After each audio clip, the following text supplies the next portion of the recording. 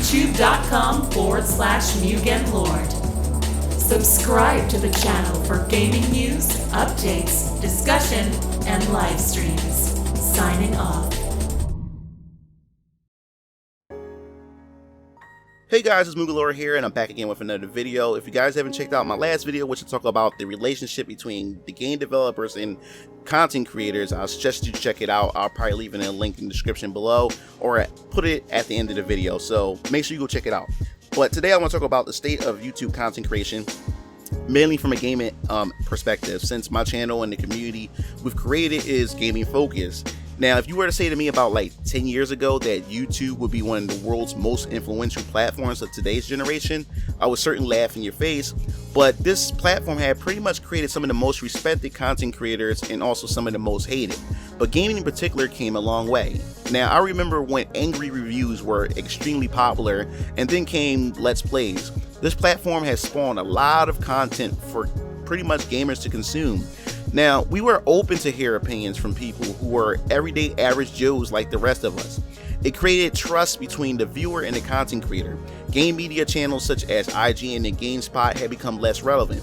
I used to visit those channels every day to get my daily fix of video game news, coverage, and reviews. Now, I hardly ever visit those places, especially after certain personalities had left those companies. Now I go to channels like Young Yeah, Review Tech USA, Player Essence, The Quartering, Spawnwave, Dreamcast Guy, RGC85, Angry Joe, Declaring Prince, and Maximilian.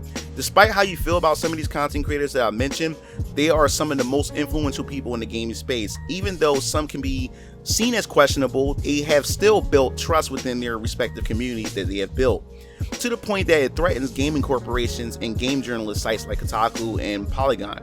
Within the past 5 years, there's been a power struggle between the two. As gaming content creators become more of a reliable source of gaming news and opinions, it threatens the grip of the mainstream game journalists that they once had on the game industry. They can no longer control the narrative and tell people how to think. We live in a more of a social political era, and freedom of speech as we speak is pretty much under fire right now. The YouTube platform, mainly gaming commentary community, represents that freedom of being able to voice an opinion. Most content creators aren't bought out by mega corporations and aren't controlled like a puppet, so they're able to speak what's really on their mind. They bring attention to some of the issues that the game industry has created for the consumers. Gamers begin to wake up from some of the shady practices these corporations have been developing behind closed doors. But what I find most funny is that Young Yeah had pretty much destroyed Bethesda with their poor excuse of the game called Fallout 76. He's damn near, or pretty much probably at 1 million subscribers as we speak, so you know how much influence he has.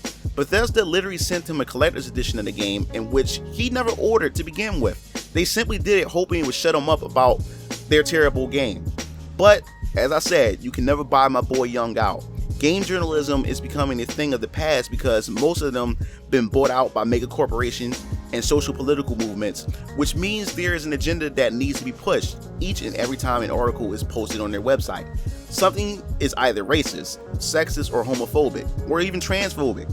All this is just to get clicks to bring traffic to their slowly dying website. They spend more time being woke than actually reporting what really matters to us gamers, and that's whether or not our favorite games are good or bad. Behind the scene interviews with developers about the development process of the games. No one cares about these developers' political and social views. Despite how much these mainstream game media sites are getting their ass kicked by YouTube content creators of the gaming community, they still have influence over the dialogue on a much broader level. A casual gamer most likely don't watch YouTube to get their news, so they rely on mainstream game journalist sites to get their info and being misled by their clickbait headlines.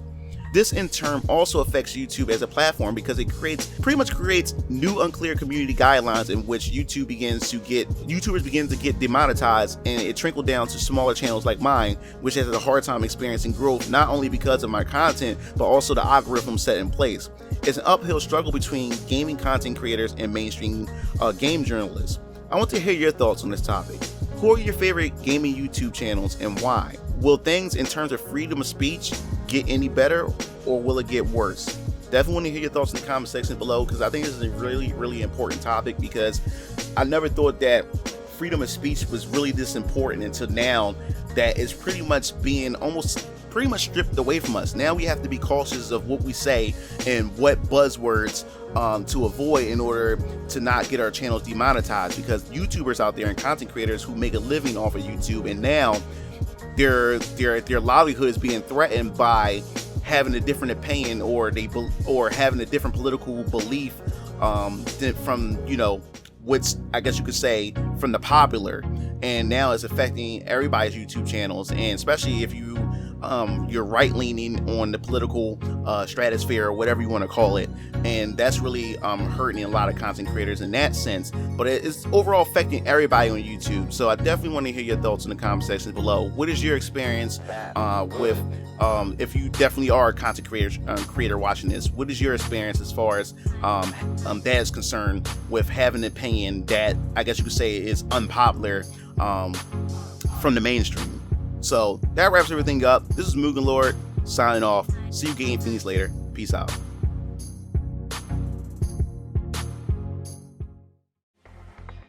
It looks like you reached the end of the video. Well, while you're at it, check out some of my other discussion videos by clicking on the annotations below, and don't forget to follow me on other social media platforms to stay up to date with future content. Signing off.